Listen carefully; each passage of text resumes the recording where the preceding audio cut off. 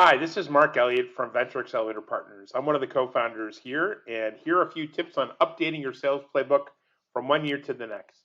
I think as you go start a new year, it's great to take a look at your existing ideal customer profiles, see what success you've maybe had with new profiles, or maybe double down on ones that have worked really well. Start of the year is a great year to do this, and of course, that also means do you have different buyer personas? It can also mean having different buyer personas at existing ideal customer profiles. Maybe in the past you've focused on technology related contacts, and maybe you're looking to try something new on the business unit side, and that's something again great to try and get set up for the new year.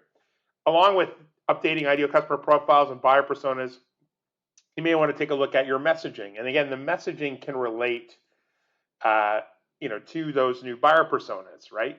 New ideal customer profiles. How do I want to change the messaging for these new targets or update the messaging based on where we've been successful, based on having new features or benefits, or based on feedback when you've been working with clients about what they're really excited and what kind of problems you're helping them solve.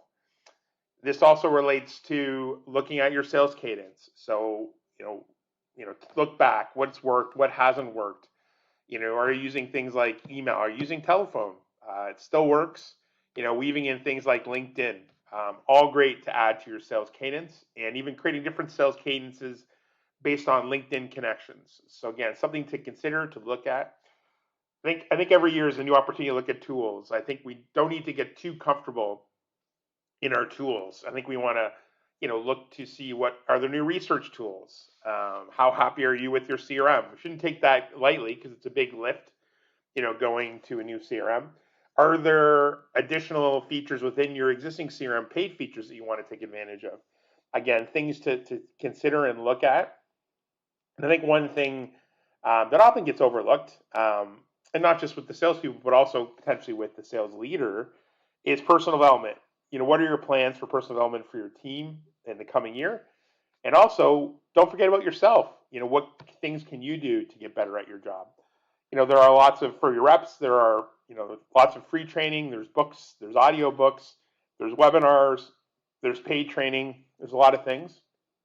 And for yourself, all those things, but also are there peer-to-peer groups you can join and learn from others that have been in your position or are farther along or earlier that you can share with and you can learn from. So hopefully that's some ideas for updating your playbook as you go into your next sales year.